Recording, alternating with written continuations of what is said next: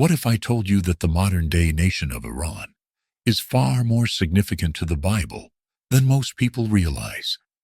When we think about biblical history, our minds often go straight to places like Israel, Egypt, or Babylon.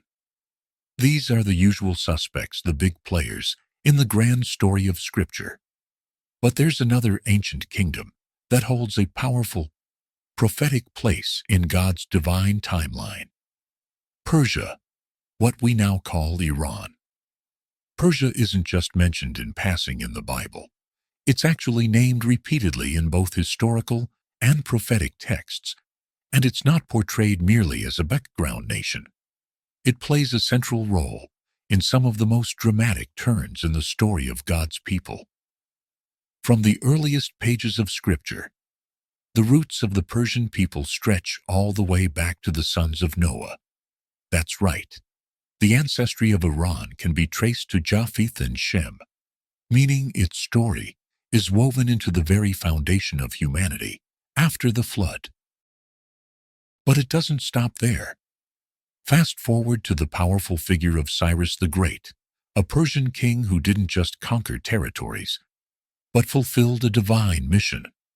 The prophet Isaiah named Cyrus over a century before he was even born, declaring that he would be the one to release the Jewish people from Babylonian captivity and allow them to return to Jerusalem. And true to the prophecy, that's exactly what Cyrus did. He wasn't an Israelite, though he wasn't raised to know the God of the Bible. But God called him my shepherd and his anointed, using him as a vessel to accomplish his will. That alone should make us pause and reconsider how we view Iran in the light of Scripture. It's not just a nation with a long history. It's a nation with a destiny. A nation that, time and again, has been drawn into the unfolding of God's plan for the world. From the stories of Esther and Daniel to the writings of Isaiah, Ezekiel, and Daniel, Persia's presence is undeniable. So the next time you read the Bible or watch events unfold in the modern Middle East, remember, Iran isn't just a headline. It's part of a much bigger story, one written by the hand of God Himself. What's truly astonishing, and perhaps even difficult for some to grasp, is that God, the God of Israel, chose to work through Persia, a kingdom led by rulers who did not worship Him. These were not kings raised under the law of Moses or the traditions of the Hebrew people, yet they were handpicked by God to carry out divine assignments that forever altered the course of biblical history. Cyrus the Great, for example, was not merely a military conqueror. According to the prophet Isaiah, God called him by name long before he was born, declaring that Cyrus would be his instrument to break open gates, release captives, and commission the rebuilding of the temple in Jerusalem. This wasn't just a geopolitical event. It was the fulfillment of a prophecy spoken over 100 years earlier. And this was done through a foreign king, leading a pagan empire. Let that sink in. But the Persian involvement doesn't stop there. The stories of Ezra and Nehemiah unfold under the shadow of Persian kings who not only allowed the Jewish exiles to return to their homeland, but provided resources to help restore their city and religious life. In the book of Esther, it is within the Persian Empire that God raises up a Jewish queen who would save her people from genocide again. A pivotal moment in the survival of Israel, Persia, or modern-day Iran was not a passive bystander. It was central to God's divine strategy. And what makes this even more compelling is how the prophetic books, especially those of Daniel and Ezekiel, cast Persia as a future player in the unfolding of end-time events. This suggests that Iran's role in God's narrative didn't end with the Old Testament. It continues, echoing into the future. So as we examine world events today, especially those involving Iran and its relationship with Israel and the West, it's crucial to see beyond the headlines. There is a bigger picture, a spiritual one. The same God who once moved through Persia to rescue his people is still at work today, writing a story that spans generations, empires, and destinies. In this video, we'll uncover the biblical roots of the Iranian people, follow their rise to prominence, and explore the prophetic threads that tie their ancient past to our present world. What you're about to discover may completely reshape how you view not only Iran, but God's sovereign hand over history itself. To understand Iran's biblical roots, we must go back to the story of Noah and his descendants. After the Great Flood, Noah's three sons, Shem, Ham, and Japheth, became the ancestors of all nations of the earth. According to the Table of Nations in Genesis 10, one of Japheth's sons was Madai, the progenitor of the Medes. The Medes would later become closely associated with the Persians, and together they formed the foundation of the Medo-Persian Empire, one of the most powerful empires in world history. Madai's descendants, the Medes, settled in the region that would become modern-day Iran. The Persians, emerging from the same geographical area, would rise to prominence later. But both groups shared a common Iranian ancestry. So, according to the Bible, the ancestors of the Iranians come from Japheth through Madai, which places the Iranian people in the biblical narrative from the very beginning of post-flood history. This connection links the Iranian people to one of the oldest genealogies in the Bible and sets the stage for their significant role in the history of God's people. Fast forward several centuries, and we find the rise of Persia, a kingdom that would play a crucial role in the biblical narrative. The Medes and Persians formed an alliance under the leadership of Cyrus the Great, who founded the Achaemenid Empire, also known as the First Persian Empire. At its height, the Persian Empire stretched from the Indus River to North Africa, encompassing many of the major regions mentioned in the Bible, including Israel, Babylon, and Egypt.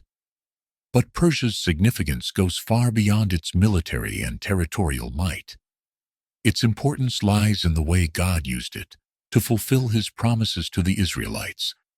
The Babylonian Empire, led by King Nebuchadnezzar, had conquered Jerusalem in 586 BC, destroyed the temple, and taken the people of Judah into exile.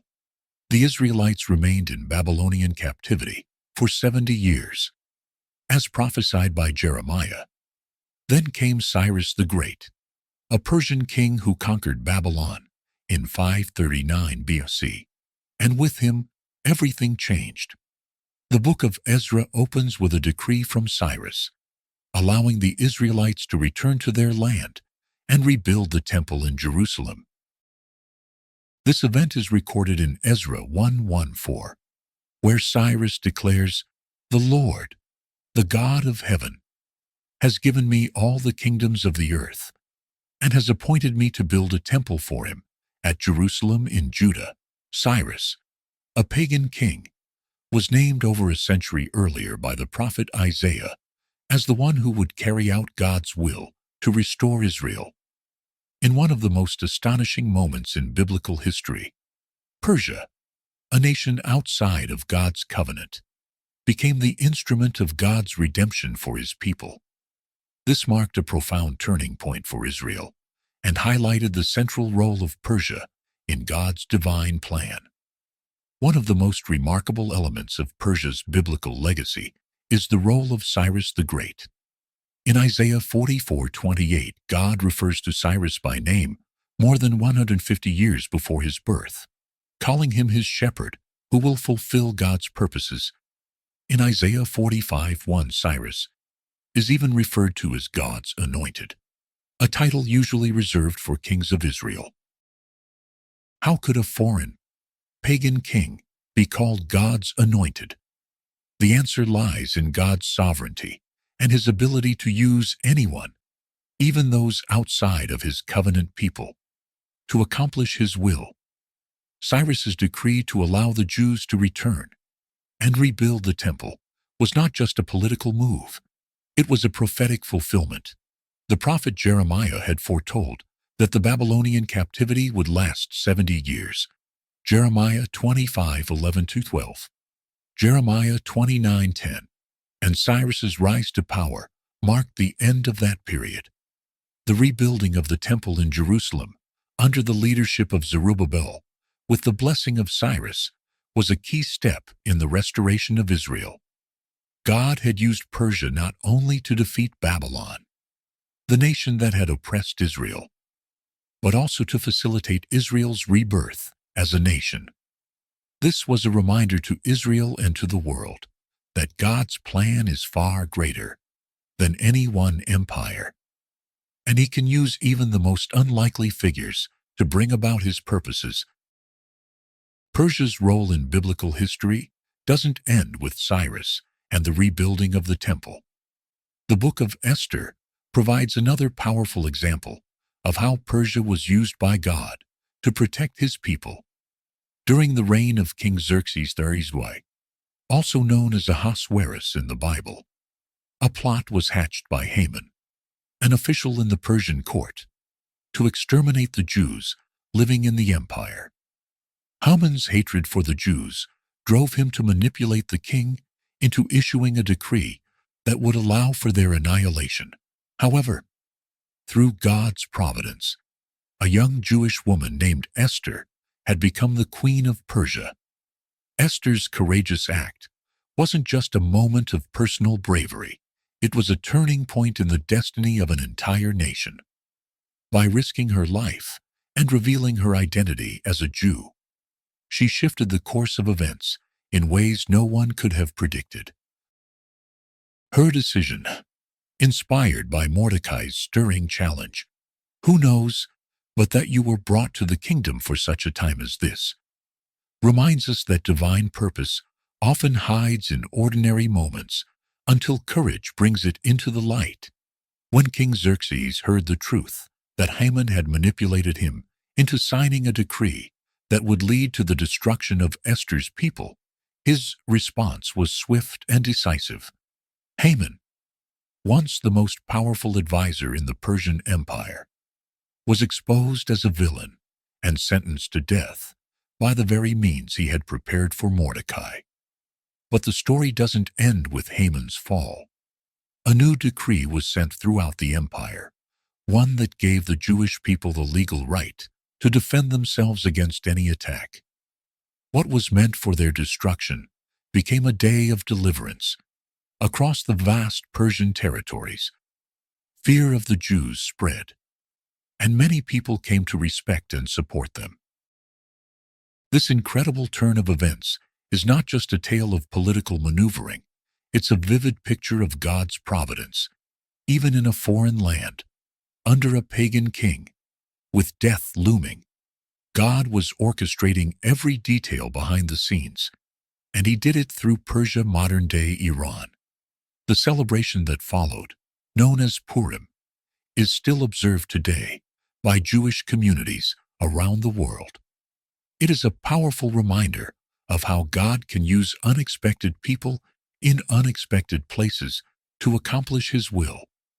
Esther, a young Jewish woman in a foreign palace, became the key to her people's survival. And once again, Persia wasn't an enemy in this story.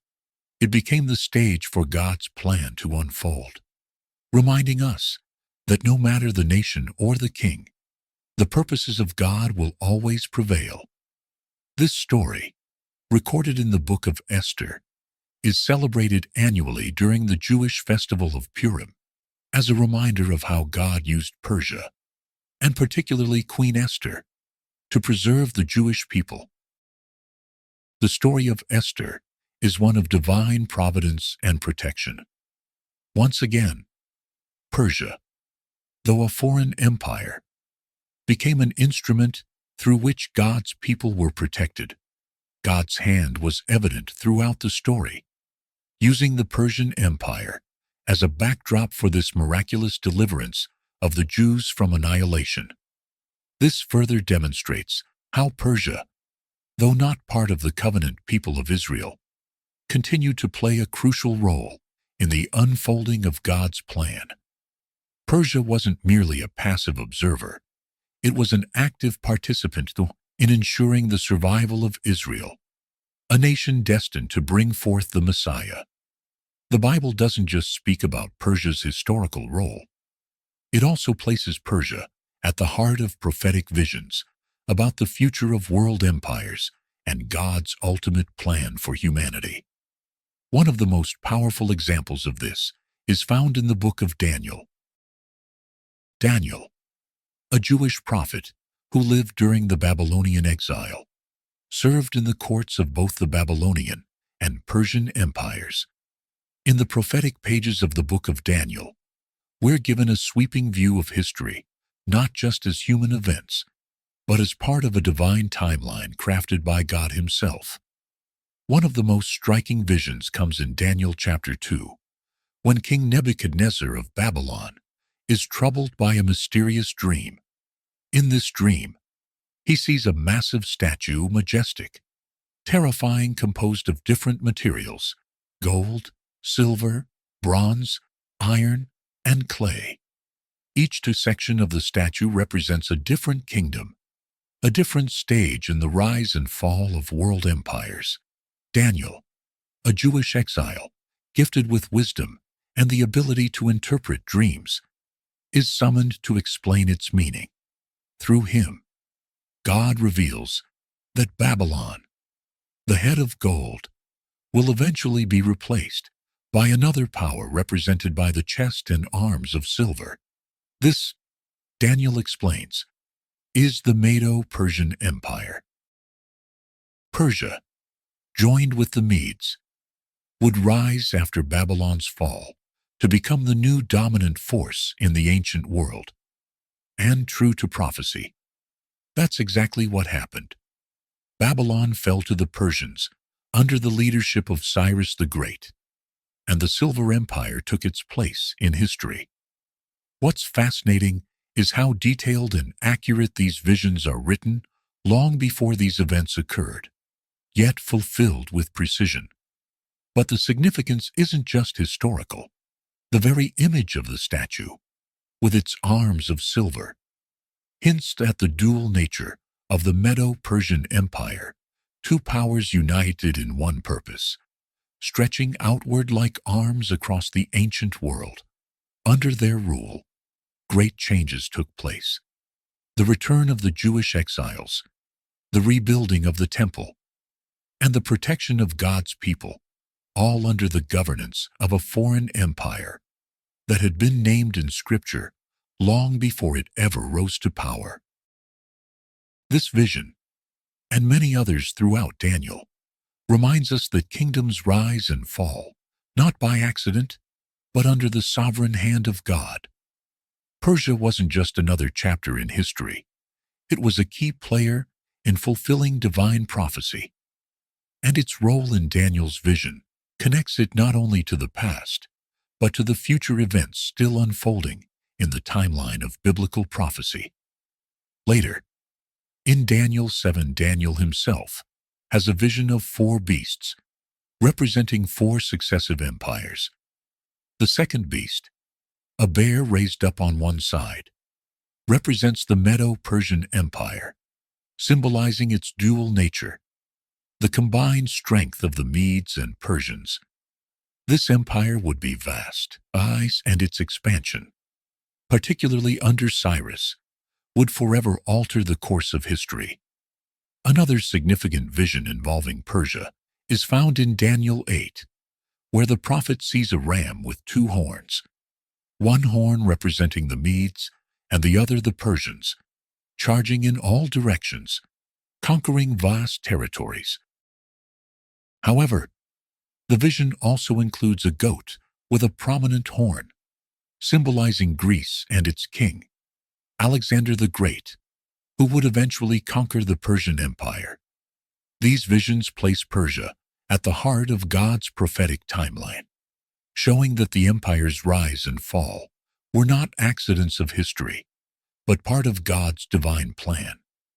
Persia's time of influence was prophesied to give way to the rise of Greece, but it was during Persia's reign that God's people experienced deliverance and restoration, fulfilling the prophecies of Isaiah, Jeremiah, and Ezekiel. Though the Persian Empire fell to Alexander the Great in the 4th century BC, its influence continued to be felt during the time of the New Testament. By the time of Jesus' birth, the Persian Empire had been replaced by the Greek and later Roman empires. However, the legacy of Persian culture, governance, and administration left a lasting impact on the ancient world. One of the more mysterious connections between Persia and the New Testament is the story of the Magi, the wise men who visited the infant Jesus in Matthew 2. Many scholars believe that the Magi were likely from the region of Persia and may have been Zoroastrian priests, part of an ancient religious tradition in Persia that practiced astrology and interpreting omens.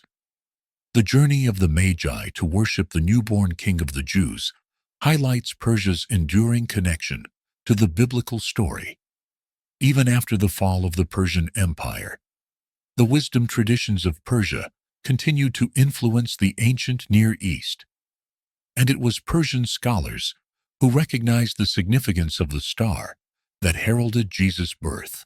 Additionally, Persia's legacy of tolerance toward various cultures and religions would set the stage for the spread of Judaism and eventually Christianity throughout the Roman Empire. The Achaemenid Persian Empire was known for allowing its subjects to maintain their religious practices, a policy that would influence later empires, including Rome. This environment of religious freedom contributed to the flourishing of Jewish communities throughout the region and laid the groundwork for the eventual spread of the gospel. As we bring this exploration of Persia's biblical role to a close, it's essential to consider Iran's future in light of biblical prophecy. Many scholars and theologians believe that Iran, known in biblical prophecy as Persia, will play a key role in the events of the end times.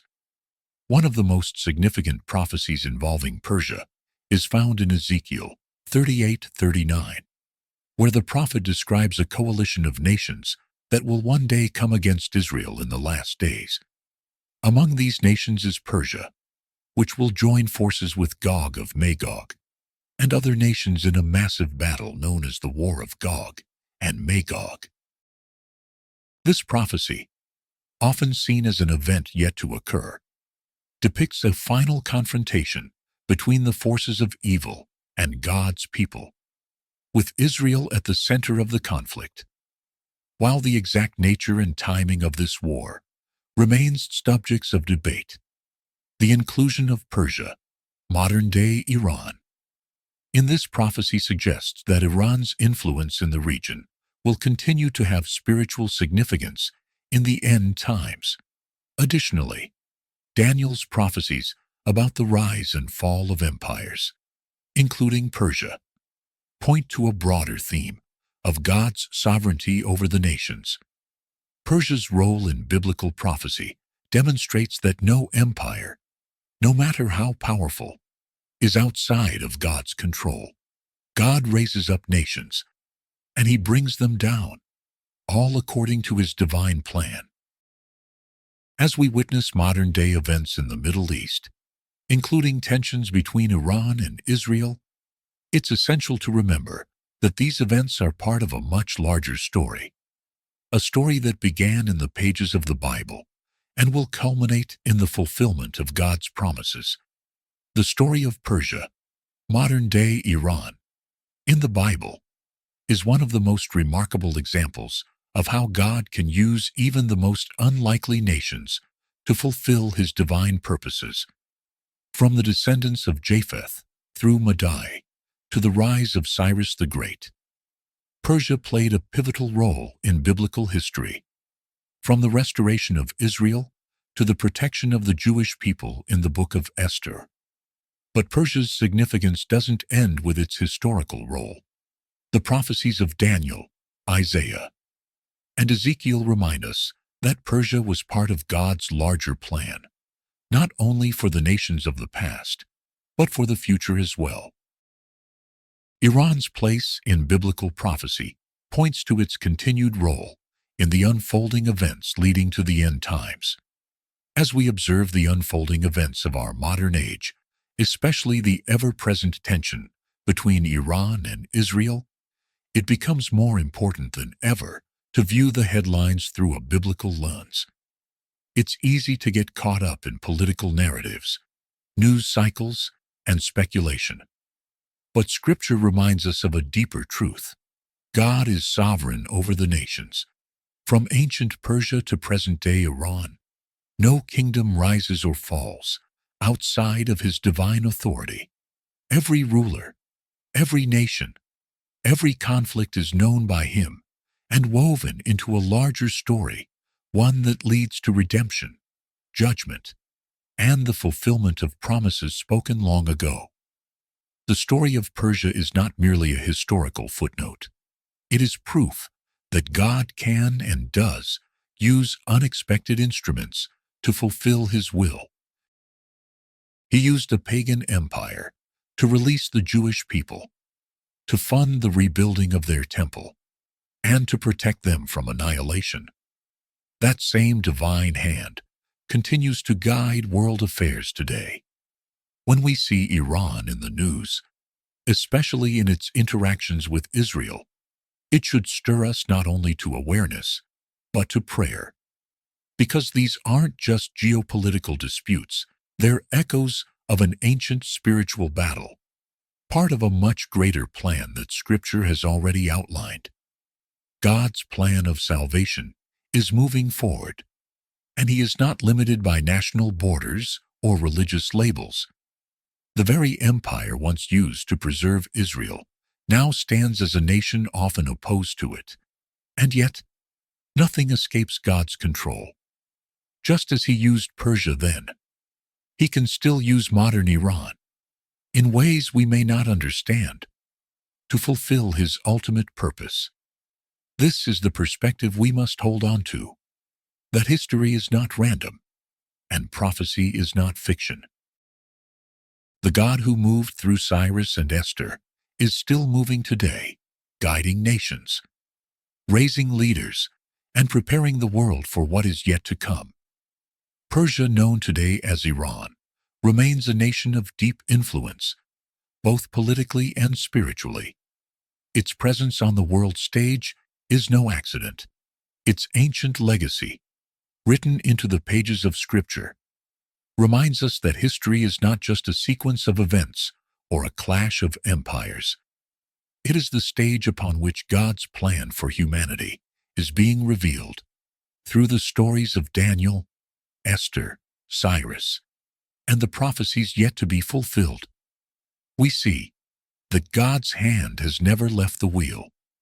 Persia's involvement in the biblical narrative was not incidental. It was intentional. And even now, in our modern era of uncertainty and global unrest, the threads of that ancient empire continue to be woven into a much greater tapestry. The Bible invites us to look beyond political headlines and into the heart of prophecy to see that nations rise and fall. But God's purpose remains unshaken. Iran, once a tool of deliverance for God's people, may again be part of what He is unfolding in these final chapters of human history. This is more than a story about one country. It's about the sovereignty of God, His ability to use whomever He chooses, however He chooses, to accomplish His will. The rise of Persia, the deliverance of the Jews, the prophetic dreams of Daniel, all of it points to a deeper reality, that redemption is at the center of history, and every chapter, even those written by foreign kings and ancient empires, ultimately leads us back to the author of it all. So the next time you hear about Iran in the news, don't just think of politics or conflict. Remember the God who moves nations like pieces on a chessboard, not for chaos, but for salvation. His story is still unfolding, and he invites us to be a part of it.